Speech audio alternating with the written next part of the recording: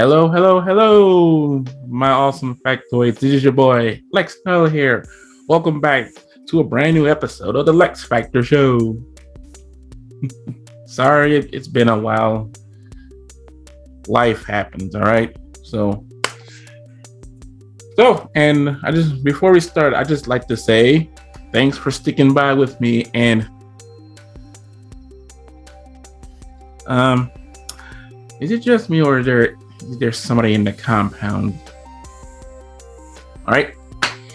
Since my friend Tyler didn't always forget to lock the door, everybody, please welcome from over the seas, my good friend from Twitter. Her name is Zoe. Hello. Zoe Robertson. Hello. Zoe. Pleasure to be here. Absolute pleasure to be here. Thanks for inviting me. Oh, you're welcome. I like to invite new people here on the show where they could just talk about and go down memory lane with me about the 80s and 90s. Because when I was cleaning up my media room, I've been listening to 90s and early 2000s electronic music. Oh. I remember that. I was always a rock fan myself, but there were certain tunes that it just transcends whichever genre you're interested in. So, yeah. So, please, Zoe, tell people, if you want to, where you're from and what do you do and what you like to do. Well, I'm Zoe. I'm from Durham in England, but now live in Manchester, which is a bit rather large compared to a lot of English places, but rather small compared to a lot of American places. I'm a stand-up comedian and video editor, mostly video editor, because let's face it, for the last couple of years, the UK kind of went into lockdown. And it was a bit annoying because I said to the world, I am going to actually go for my dream. I'm going to embrace what I want to do and actually go and hit the stand-up circuit. And the universe went, no, you're not. We're closing everything. So for 2 years, I had to kind of just wait. But now I'm back and hopefully going to get somewhere. And I've also brought along my little Ed the Duck puppet, who British people will recognize if they grew up at the same time that I did, because he's from children's television. So, where did you find your partner from? Did you get them from a thrift store or an actual store? Well, they were sold at the time. Ed the Duck was a major part of children's life when it was the late 80s and early 90s, because he was the mascot for the British, the BBC children's television, which was the major channel. So he was a big thing and got sold in shops. But this particular one is from eBay, because I was not able to find one due to the amount of people who wanted them back at the time. I couldn't get one myself. So I finally achieved my childhood dream and got a guy from eBay. That is awesome, man. What else? Well, since we're showing off stuff, hey everybody, do you remember the late 90s version of Toonami? I do, because I'm happy to have the Blu-ray set of Gundam Wing. Oh my goodness. Oh, it's not, is it? It's not Gundam Wing. It's the other one. Yeah, this is Mobile Fighter G Gundam. Lovely. That is so nice. I never got to see Toonami in the 90s.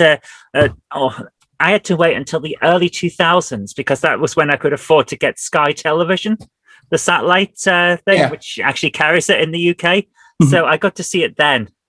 So I missed out on Gundam, but I did get to see repeats of Batman the Animated Series and Teen Titans, which is amazing. I love it. I love it too. And also, sometimes I'm happy that my dad introduced me to 80s cartoons, because I found this at my local Half Price Books. Oh, the complete series. Oh my goodness. Oh, that is amazing. I only have series one. It's a good show, but oh my goodness. And I remember the toys though. The knees on the toys didn't bend, so it was a yeah, real bugger to try and get them into the Thunder Tank. and what else? And I'm so glad that my dad introduced me to. I was obsessed with the toys and the cartoons, and I'm glad that he introduced me to this show when I was growing up in the '80s. You know where I'm going, Zoe. Um, yes, the Transformers. I was wondering, is it going to be He-Man or is it going to be? No, it's going to be I know you well enough to know you like the Transformers. And I got GI Joe. Wow, we didn't have that as much in the UK. It's a bit weird oh because, no, well, we had the cartoon, but it wasn't the same because GI Joe doesn't mean the same thing over here as it would over there. Where a GI just isn't a thing in the UK. We have like commandos and things and special forces. So we had in the 60s the GI Joe dolls that were around then with the hair and the you can look through their eyes and things like that. We oh called them Action Man because he yeah, was a man of action. yeah, I read some Action Man comics when it came over here. Cool. I enjoyed it. So GI Joe became Action Force in the UK. Nice. I want to watch that. Oh, we all watched it. It was great. And my wife Danielle, she got me this from she surprised me. She got this from Best Buy. Oh my goodness. The complete my goodness. That is a thing of beauty. And speaking of Batman the animated series, yes, to let people know that I respect Batman, but I grew up with this mofo here. Superman. I loved the Superman films back in the day. They were so good. I watched them too, and yeah, I know Superman for the Quest for Peace was a train wreck, but What can we do? Superman 3 gets a bad reputation, but the one thing about the Superman films that stuck with me as a kid was the fight he had with the evil version of himself, which is from Superman 3. I love it. I guess people didn't like it because maybe because they didn't like the slapstick stuff that happened in the beginning of the movie. And Richard Pryor, hey, Richard Pryor is funny. Oh yes, I still every single year can't wait for Christmas because Brewster's Millions will be shown. I love that film. I do too. so yeah. And what else? Oh, so Zoe, what made you to get into a stand-up comedy? Same way most kids and comedians get into stand-up comedy. Bullied relentlessly as a kid and had to find humor as a way of being a defense mechanism. So I say inappropriate things to people now just because that's how it was. I'm like the Chandler of my friend group, to be honest with you. And I thought, well, I tend to get a bit of a laugh from people. I enjoy that. It makes me feel good. So why not go into comedy?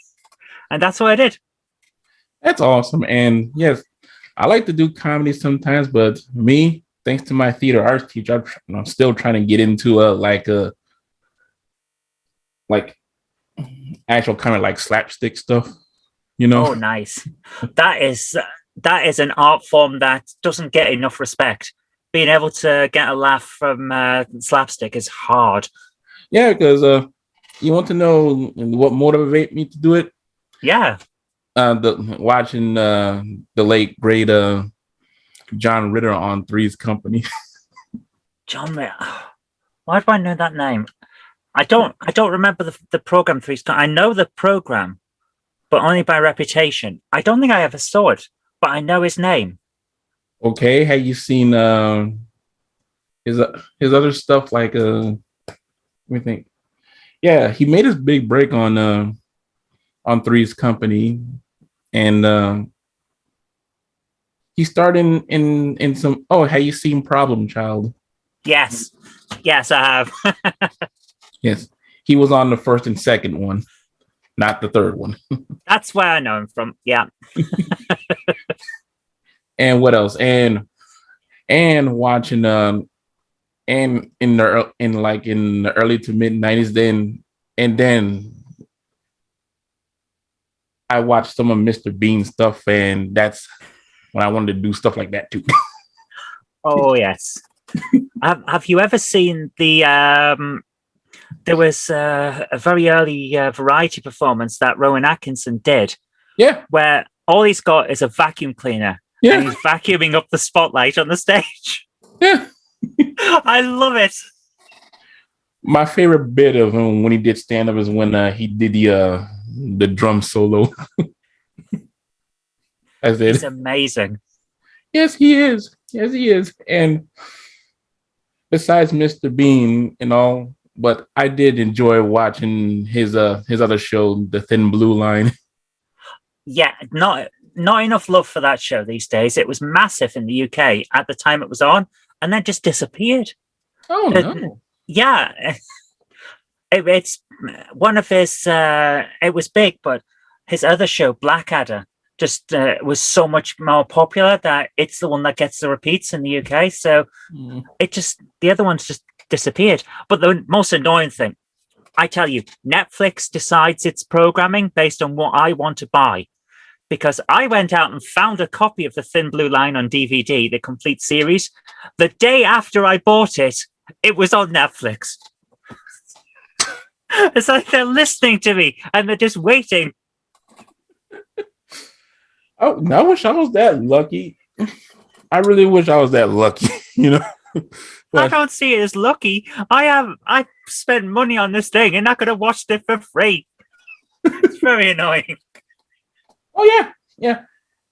Well, there's downsides for watching streaming service. Like you enjoy the show that you enjoy growing up, and then all of a sudden gone. Yes. And that's why I said, I never had that problem when I go out and buy it. I go out and buy Oh my goodness. But yes, to let you know that my favorite Blackadder is Blackadder the Third. Thank you so much. I feel alone when I say that, and everyone else goes, but you don't like the second one or the fourth one?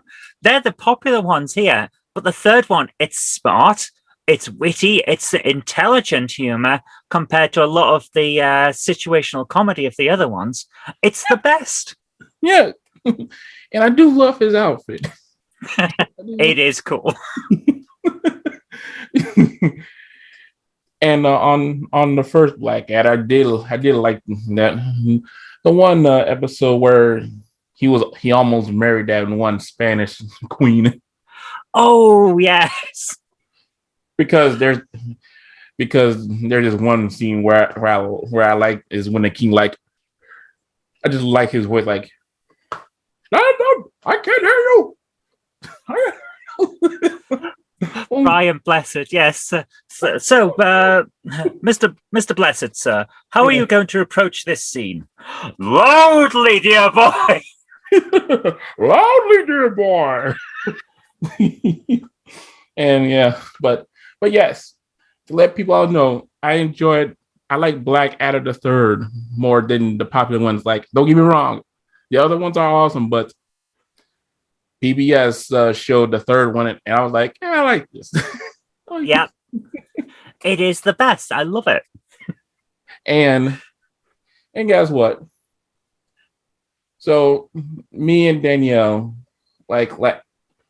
during the summer, we've been watching the first season of Red Dwarf, and then all of a sudden I said, you know what? Let me go out and try to find the complete series. Because yes, the first series is good, but we need it more because I just love Crichton. Oh. And also, right. and also I do love Cat. I like Cat. Yes. I found Cat a bit hit and miss when I was a kid, when I was first watching it. And then I had a cat, a pet cat, because I grew up around dogs. My dad was well, still is a big dog person. Uh-huh. So we didn't have a cat. I didn't get all of the humor with Cat until I had one. I said, my goodness, this was spot on. This guy is my cat.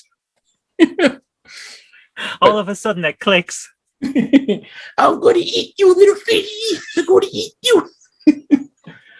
But yeah, also, but I do see myself as Lister because people think I'm messy and all, but no, I could be a jerk sometimes, but I could be serious sometimes too.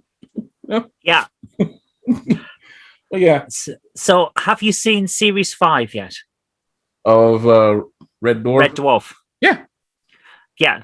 The back to reality episode where they're in the virtual reality machine.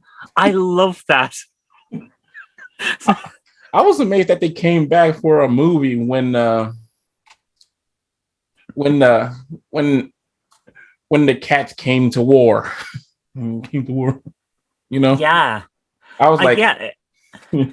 I was amazed, like, whoa, they're coming back for a new series. Like, oh snap! They've always wanted, right from the start, to get a film spin-off of Red Dwarf, and it's been on and off since the early 90s. And finally, they got to do it. And actually, I think it was worth the wait. It was a really good episode. Oh yeah, and I went on YouTube and I saw it, like there was a pilot episode for the American version of it, and I was like, what? There's two. There are two pilots for the American audience. One of them has Terry Farrell from Star Trek Deep Space Nine in it. Oh wow! And the other one doesn't. And both of them are, but they have to be seen to be believed. Let's put it that way. They're not brilliant, but it's worth watching. No, I've seen it. But yeah. So,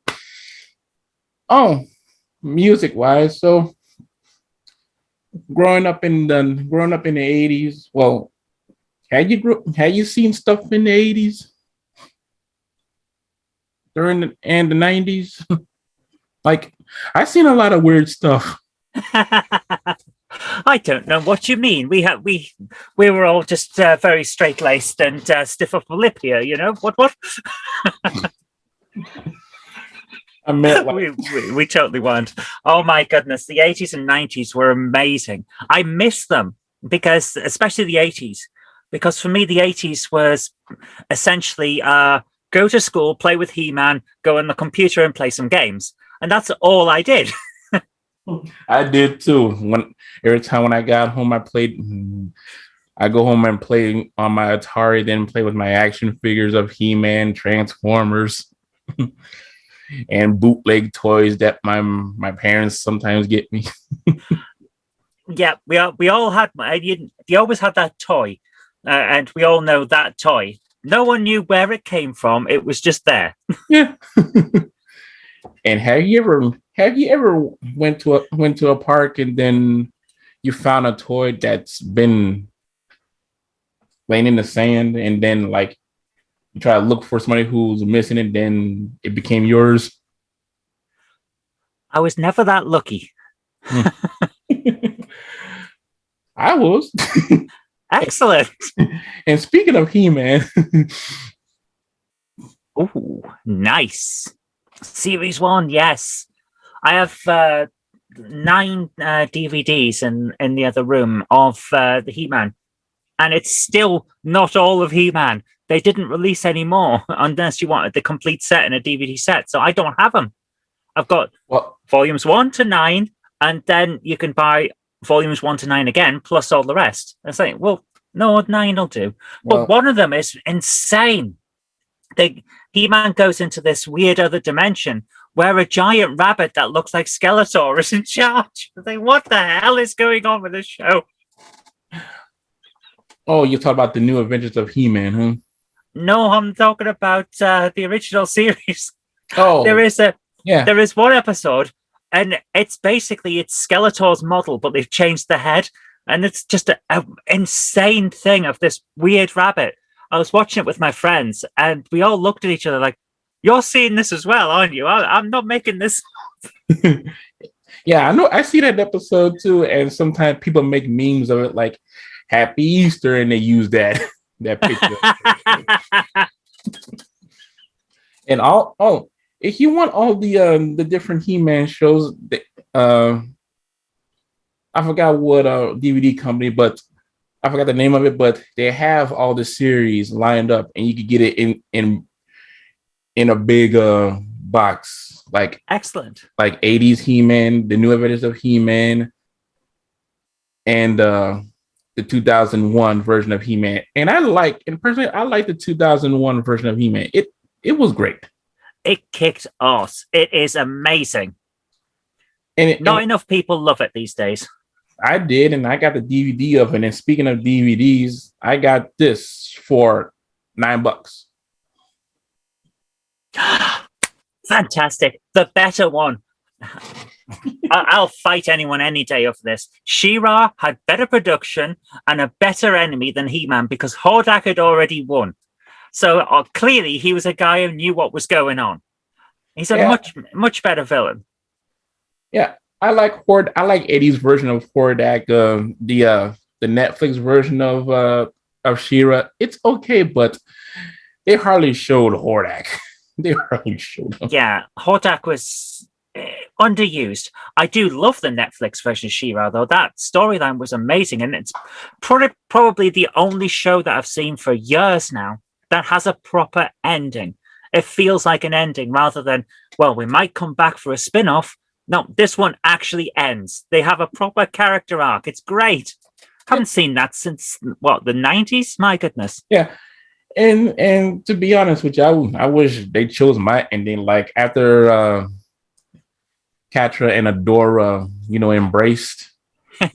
Like I would be like the old wise man, like, well, I'm happy that you saved your realm, but now it's time. And she asked, time for what? Then the screen goes black, and then I said, time to meet your brother.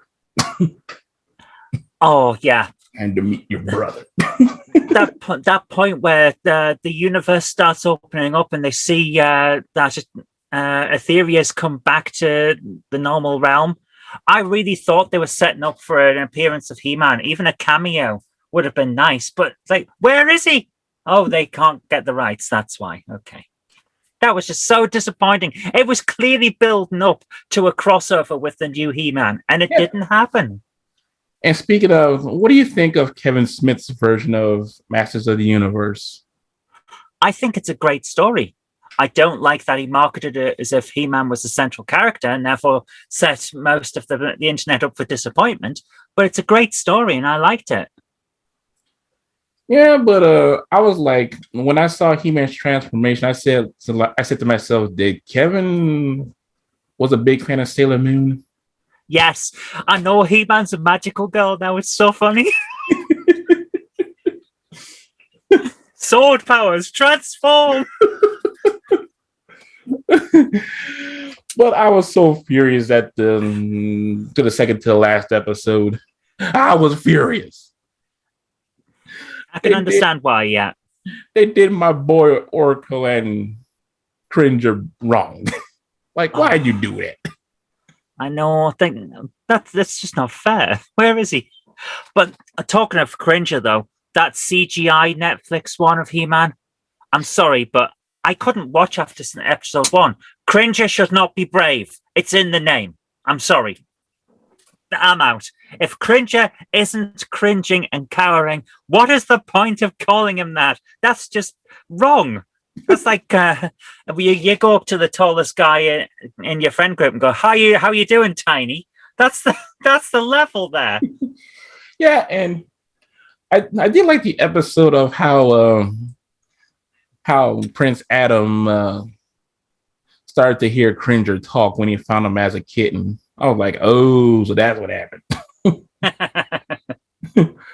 And speaking of She-Ra, what did you think of the miniseries of Quest for the Sword, where He-Man found his twin sister Adora? What'd you think of that miniseries? But this is the 80s one, isn't it? Yeah. Yeah. I didn't mind it. I didn't like that it felt an awful lot like He-Man had been down powered a bit for certain parts of it to try and give Adora a chance to shine when it shouldn't have been necessary. But honestly, when I first saw it back as a kid, I enjoyed it, and I enjoyed it still when I saw it this time.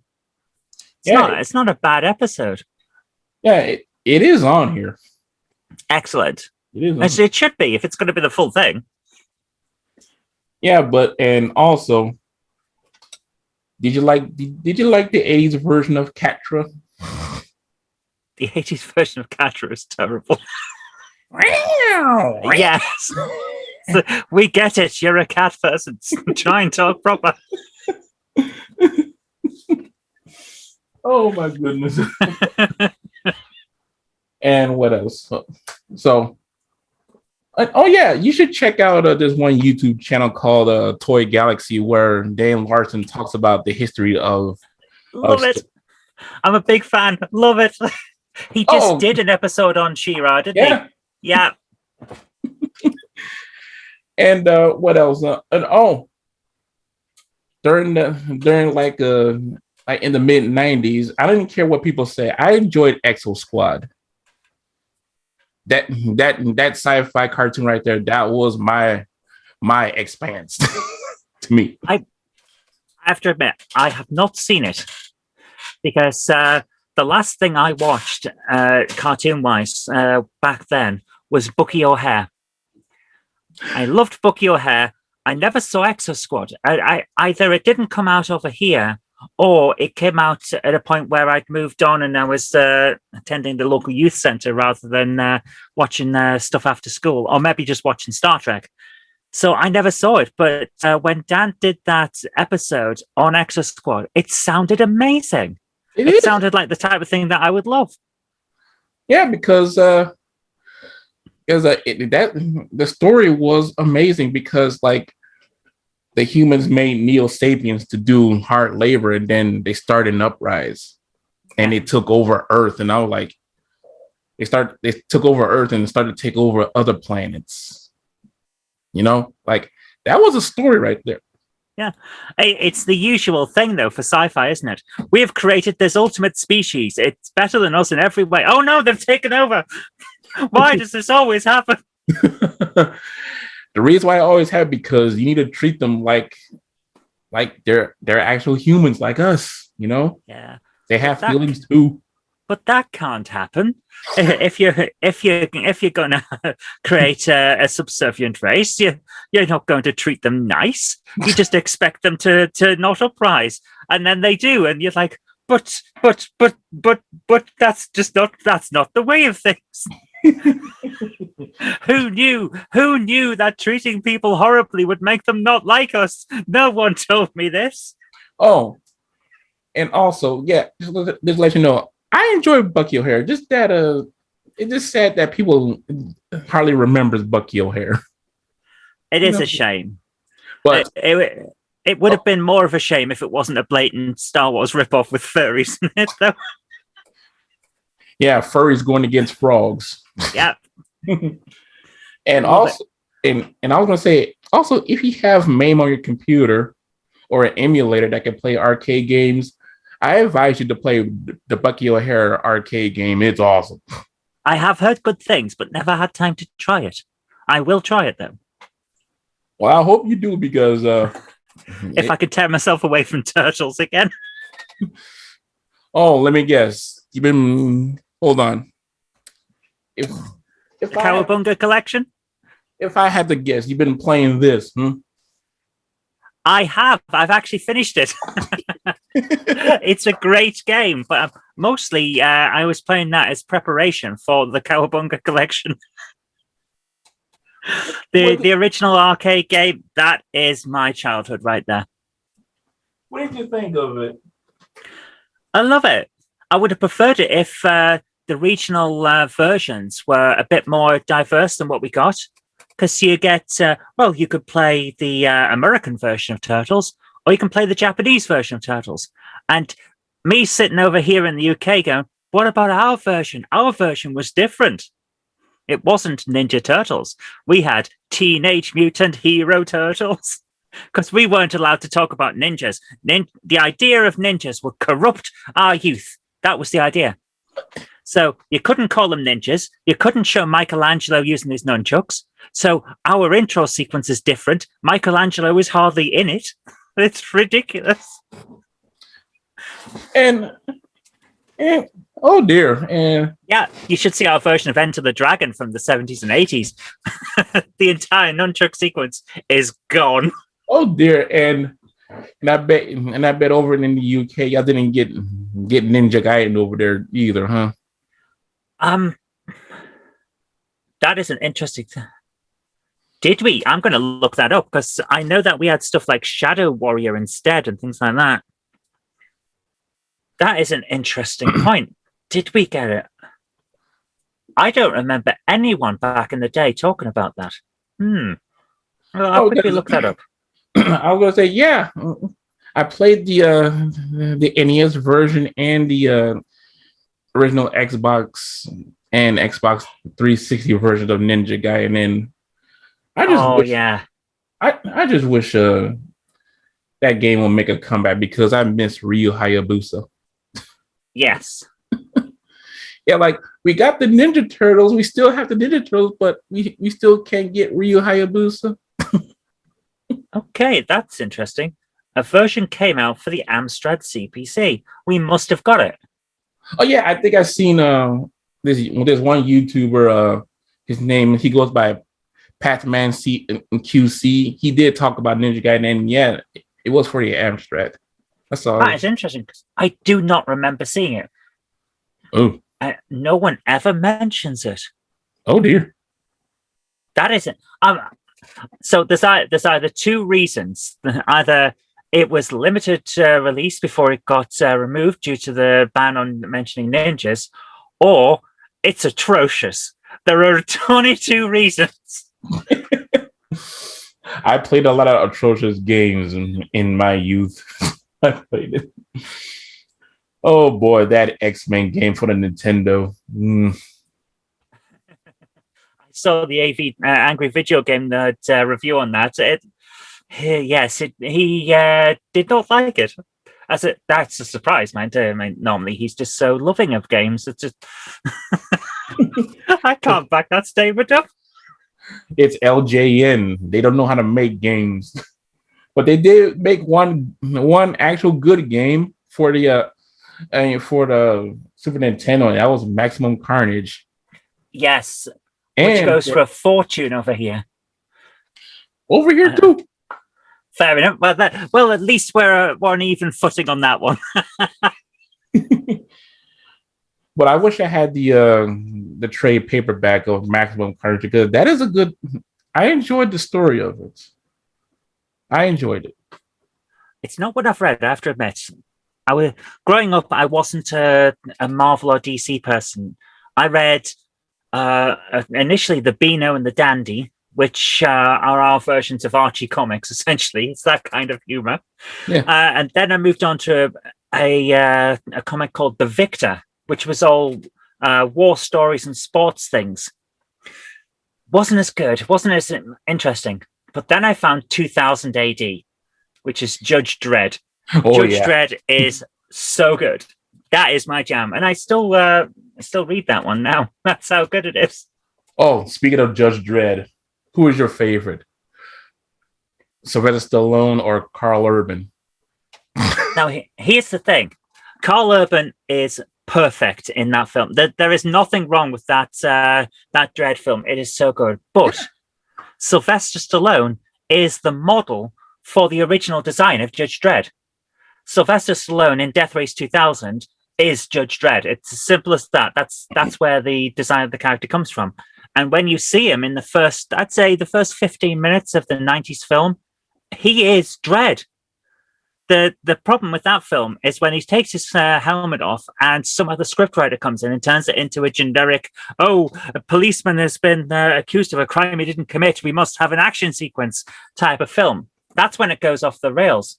Because the first part of that film is what can we call it? It's a very famous 2080 story called Blockmania. Yeah. Where there's something been infecting the people in Megacity 1 and causing them to go ultra nationalistic for their tower block as opposed to the city. And it's great. So yeah. I love it, but I only love part of it. Yeah, and over here, people are still making fun of like the one scene of Sylvester Stallone's version of Judge Dredd is when he gets on a speaker and says, "I am the law. These punks are under arrest." But that's it. That's Judge Dredd. He stood there in the middle of a firefight, just not caring that people are shooting at him. And also, I do love that gun. I just wish he kept that gun. Yes. Like, I just like the voice of like armor piercing. Double whammy. Like, that is awesome. But well, yeah, it's a shame that when watching, I was like, no, Dredd never takes off his helmet. Like, yeah. But Carl Urban, he did it. Like through the whole movie, he didn't take off his helmet. And he makes a joke about the character that does. So, I was wondering when you'd realized you'd forgotten your helmet. But my helmet interferes with my psychic abilities. I think a bullet's going to interfere with them more. Yeah, because that version of that Judge Dredd, like they don't take off their helmets for shit. Yep. Although, funnily enough, there is one episode of the comic where he does take his helmet off. Actually, no, there are two. And before you finish, I want to say, was his face covered in shadow? Yes. Oh yeah. Well, yes and no. There is one where the criminals demand that he remove his helmet so they can see what he looks like. Otherwise, they're going to kill some people. So he takes his helmet off, and the entire thing, he's covered in shadow, and there's just a bar across it that says censored. And the second time that he does it, you don't actually see much of Judge Dredd because the entirety of the comic takes place in Dredd's bath. He's having a bath. Criminals don't know that they're breaking into his apartment in Megacity 1, and he arrests everyone without getting out of the bath. And you just don't see him. I just want to say, how? How? Apparently, he goes in the bath but keeps his gun with him. But yeah, my friend Tyler, my co-host of the show, like he loves reading Judge Dredd comics, and me, I like him too. And growing up in the 90s, like yes, I read some of the big two, but also I read stuff from Dark Horse, Valiant, Image. Yeah, the lesser known comic studios, because I love Savage Dragon. You know, nothing wrong with Savage Dragon. I did love that. Sorry, I'll let you continue a second, but I just remember Savage Dragon is in a comic where you vaguely see him in Marvel Comics as well. Yeah. In Shadow, it's the episode where there's kind of a crossover in one room so that the guy who was writing that comic could steal Howard the Duck and replace him with an imposter. Yeah. I know what you're talking about. I just can't. It's on the tip of my tongue. I just can't say it. I can't remember which one it was though. It was hilarious to me. It's like, right, so you've set this entire thing up just so you can have your character back. and also, they had a cartoon series of the Savage Dragon too. Yeah. And I did not know that. I don't think we got that here. We only had and 5 channels when I was actually no, we had 4 channels when I was growing up. Channel 5 turned up in the 90s. So we had limited programming from overseas. oh, did y'all Didn't have get that. cable? Did y'all have cable? My goodness, no. With cable, I don't well, it exists now because I'm on it right now, but I don't I don't use the television side of it. Oh, Um gotcha. the majority for the Britain in the 80s, no one really had Sky Television. It was B Sky B, British Sky Broadcasting. So we never went for cable, we went for satellite broadcasting. Mhm. And most people didn't have it because in the 80s, there was quite a recession going on for part of it. And then it started booming into the 90s. And that's when people really got into Sky. So we missed out on a lot of that. We just didn't Well, have it. well, maybe one of these days, if you want to, you could join my Discord server, and then I'll let you watch some of the cartoons that you missed out if you want. That sounds like an invitation. Like I said, if you want to, it's not mandatory. I'm just saying if you want to. Sounds pretty cool. And what else? What else? Yeah. So I was gonna say, yeah, I read other comics like in Dark Horse and everything else, and to me, I just wish Image Comics would do a crossover. Because it'll be awesome. Like we've seen Marvel and DC did it sometimes. I just wish Valiant Comics but you know what? I just wish Hasbro could do it because they got a big multiverse too, because they back in the 80s they did have comics of the Transformers teaming up with My Little Pony. Yep. Transformers teamed up with Doctor Who at one point. Have you seen? Yeah, and I watched this guy named Linkara. He reviewed my favorite crossover review that he did was Revolution, and the other crossover that I like. Oh, Star Trek with Transformers. I was like, oh, that's cool. Yes. Is that the one where the Enterprise transforms? Yeah. Yes, I've seen that. Yeah. Yeah, and love it. What's cool about the Revolution crossover comic is like all the properties of Hasbro. Like you have Transformers, you have freaking Rom, the Space Knight. You have the people from Mask. If you remember that toy line. I adored that cartoon. Mask Crusade. Love it. And you had the Micronauts too. I think that's what there are. And Action Man and G.I. Joe. That's like cool. Like if they had the money, if Hasbro had if they did have the money, that would be an amazing movie crossover. Like, oh, I'd be there day one. I'd need to see that. Yeah, and I just wish they really do make a movie based around Mask, because I do like Mask. Yeah, Mask. It's our era's Thunderbirds in many ways. It's that kind of feel. It's high tech, but it's grounded in like modern stuff. I loved it as a kid. It was great, and I really would like to see more of it. Just not the later bit where they started focusing on racing instead of action, because that just didn't fit. Yeah, and what I liked about every time when Matt sees danger, he call on some of the team that's appropriate for this mission. It's funny to see like some of the people like they're about to do stuff in their daily life, and all of a sudden they get the call and like, sorry. Like, sorry. Yep. I know I was in the middle of cooking your lunch, but you'll have to do it yourself. Don't burn down the house. I'm going to save the world. And if I was cutting the grass, I get the call like, take over, honey. Yep. And also, did you like GoBots?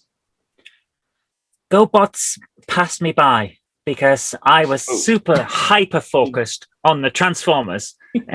If it didn't have that logo on it, I didn't want it. No, their cartoon was cool. It was decent to me, but yeah, we were spoiled with Transformers, and I really wanted Omega Supreme, the toy for Omega Supreme. I really wanted that.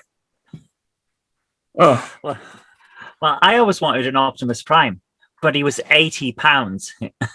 ooh, yeah, because all the neat stuff that comes with him, like that'll set you back. Yeah, so £80 in the 80s was a lot of money. It's like you're asking about 200 now. So it was a fair amount. So I never got him, but I did get a little guy called Metroplex, who, funnily enough, is supposed to be huge, but is about the same size as most of the other big Transformers. No, they do have big sizes of him. You just gotta find him. Yeah, I got this. This is my original from when I was a kid. So yeah, some of his stickers are missing, and he's been well used, and I don't think he's got any hands left. Oh, I really want to tell you about the Fall of Cybertron, but you haven't played it yet. Ooh, I know it's on my to-do list. Ooh. and War for Cybertron. Those are the best two Transformer games right there. Like, but oof. I want to talk about it so bad, but you haven't played it yet. Like, ooh. I'm so looking forward to it. But how can it be better than the one that came out on the old PlayStation? How can it be better than this one? This one was amazing. Oh, I have that too, and it's I let me tell you something.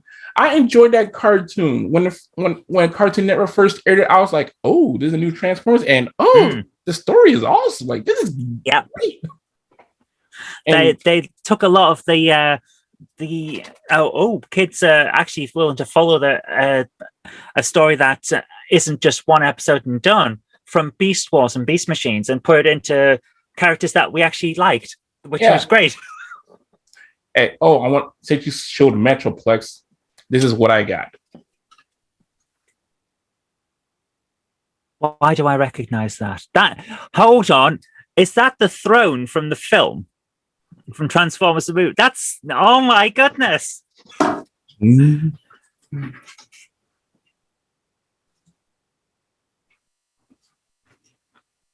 King Starscream. Oh my goodness, that is amazing. I got two. Oh, fantastic. That is so good. Regular Starscream, King Starscream. That is so good. Oh, I wish I had it to hand. Where did it go? Ed, are you on top of it? Oh, that's a shame. I had the greatest piece of literature in here, and I don't know where it's gone. It's the novelization of Transformers the movie. No, I saw it on one of your streams. I saw it. It's so good. Oh, I got Optimus's girlfriend. Oh wow, that is one I don't recognize. It's Alita 1. This is her new design. Wow, I like the new design. That is cool. Yeah, a lot of people didn't know that's Alita 1. But excuse me 1 second. All right.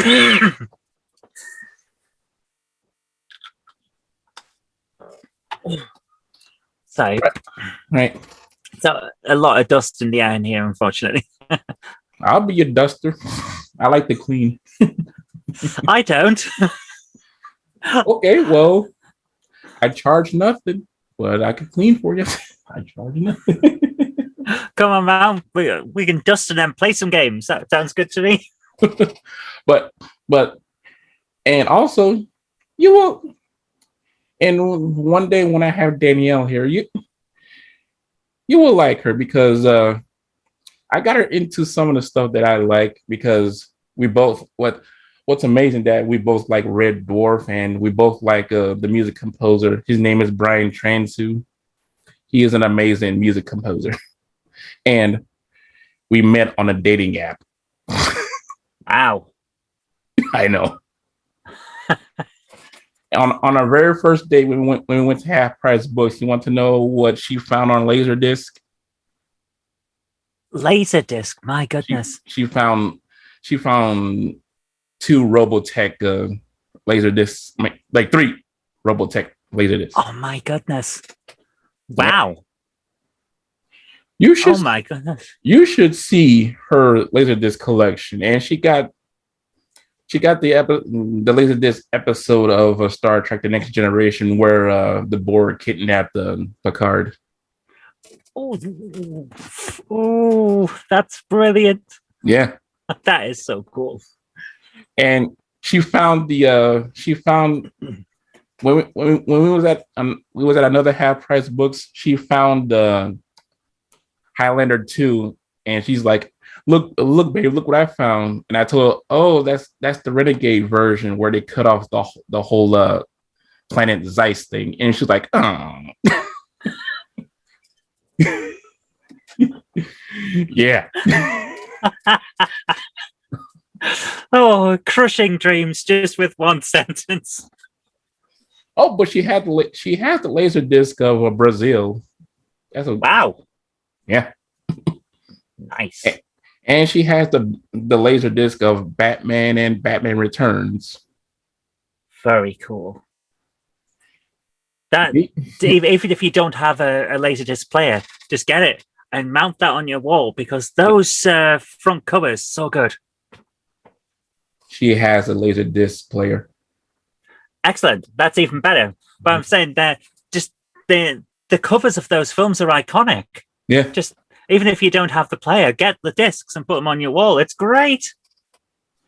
Oh, it is. And and since you've been awesome, like maybe like on your next free time, like the next or following weekend, I should do a whole show about Transformers because I've been wanting to do that for the longest. I just really want to find some people to talk about Transformers because I have so much toys and memorabilia and DVDs of them.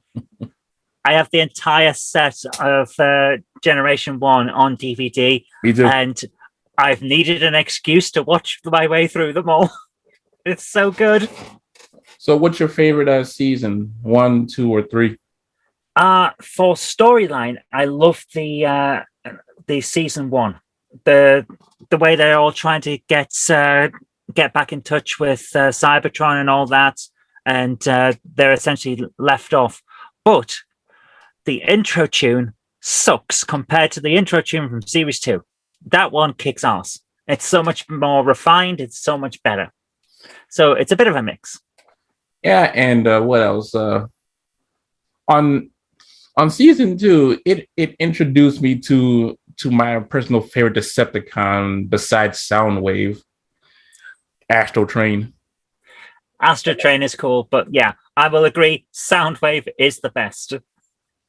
Yeah, but I'm a minority.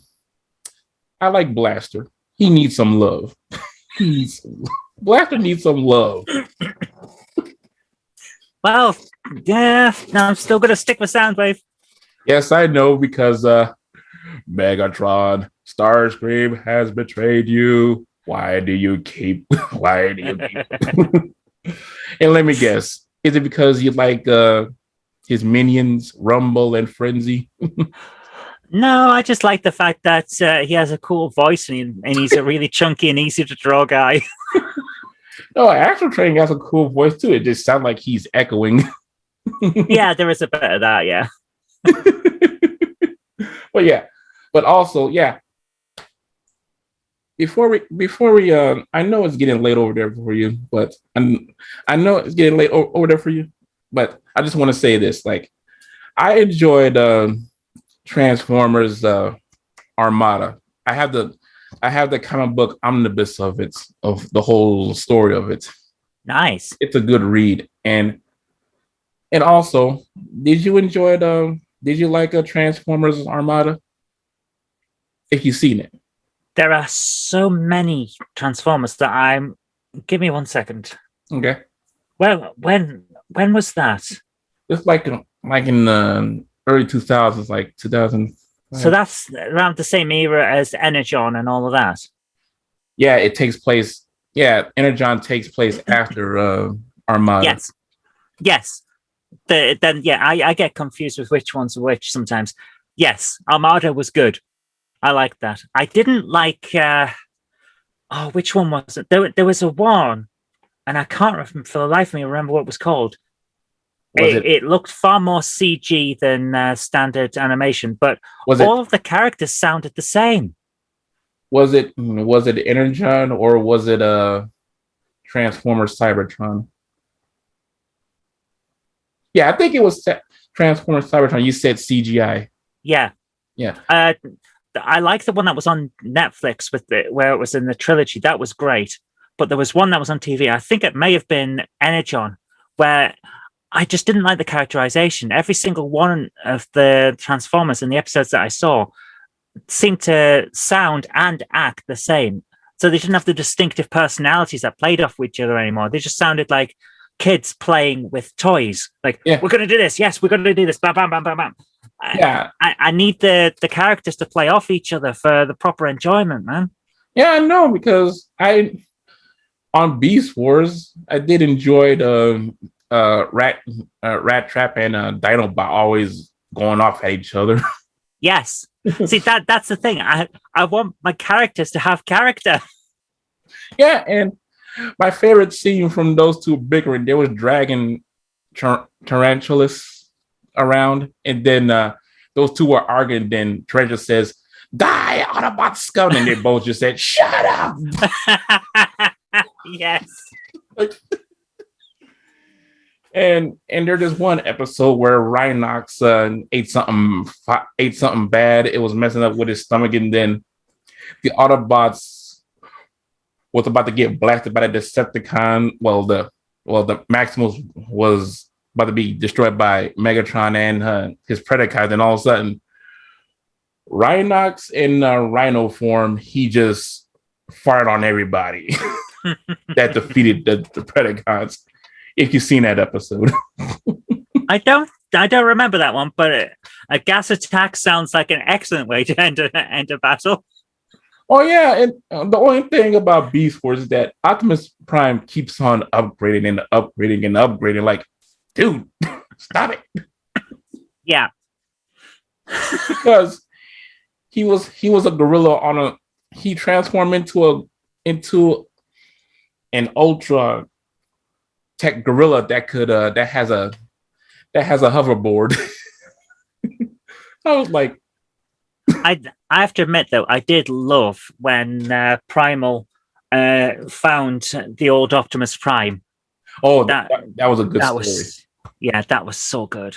and I was amazed, like when they found all the Autobots and all, I was like, oh, so that's the Maximals and Predacons' real height. They're not big like Optimus Prime. Like, oh, so that's their actual size. I'm like, oh, okay. Yeah, there's been a few changes. Yeah, it was just linking back to where it started like that. That was just perfect. I loved it. Yeah, and also what's cool is that still Starscream was there during the Beast Wars. His spirit. I was like, you cannot get rid of Starscream. Nope, he's the eternal dick. Oh, you should watch a Transformers animated. It's like watching Teen Titans. All right, I'll have to have a look.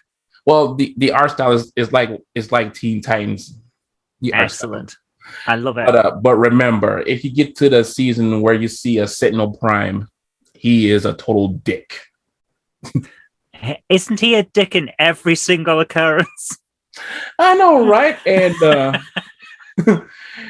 yeah, but yeah. Name the time and place, because I would love to talk about more Transformers with you. And I would like, and I'm trying to get my friend who runs the Transformers Hub on Facebook. He goes by Grimlock, because we always chat about stuff. Me, Grimlock, love X, Y, and Z. And before you go, I just want to show you this since Grimlock is on my brain right now. You should pick this up. Hold on.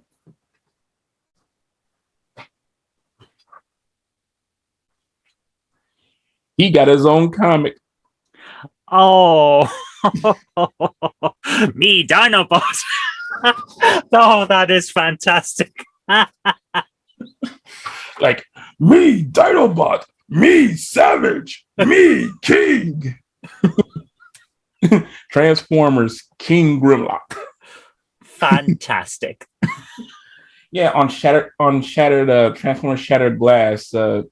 This is an evil version of Blur. Wow, that's a good color scheme and look for him.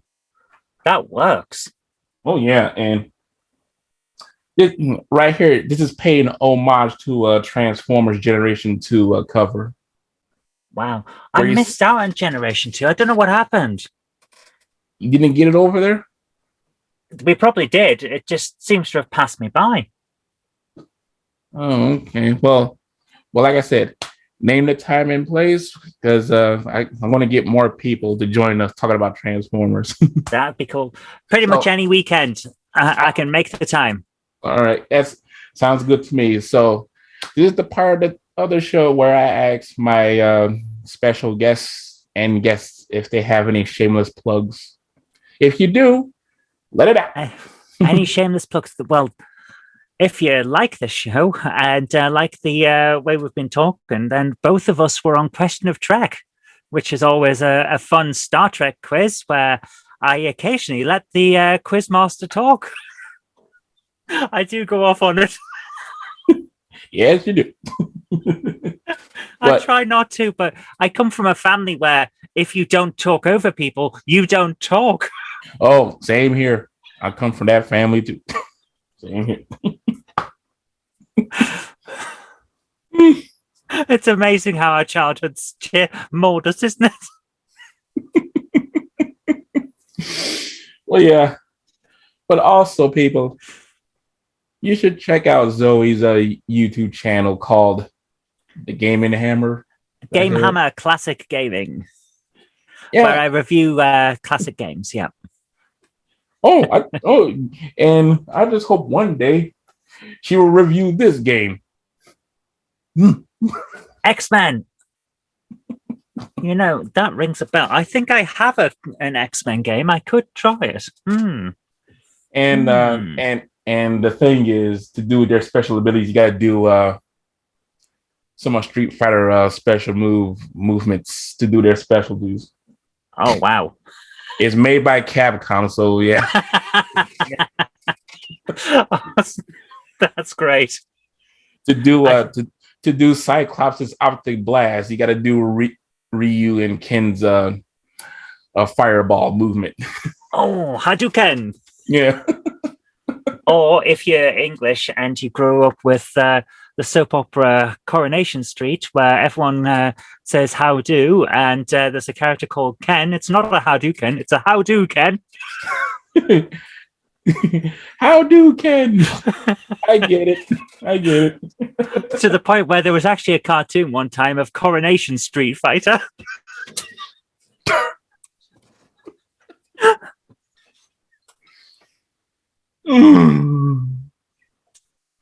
And what else? You think that's funny? Like there was this one Newgrounds video of Street Fighter that I saw. It's like Blanca says, "Who wants some pound cake?" And Ryu says, "I look to pound cake." When he does his hurricane kick. Yeah, what was that supposed to be?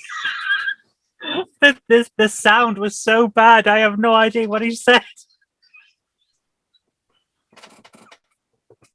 Yeah, I still can't pronounce it to this day. I hear it all the time, but I still can't pronounce it.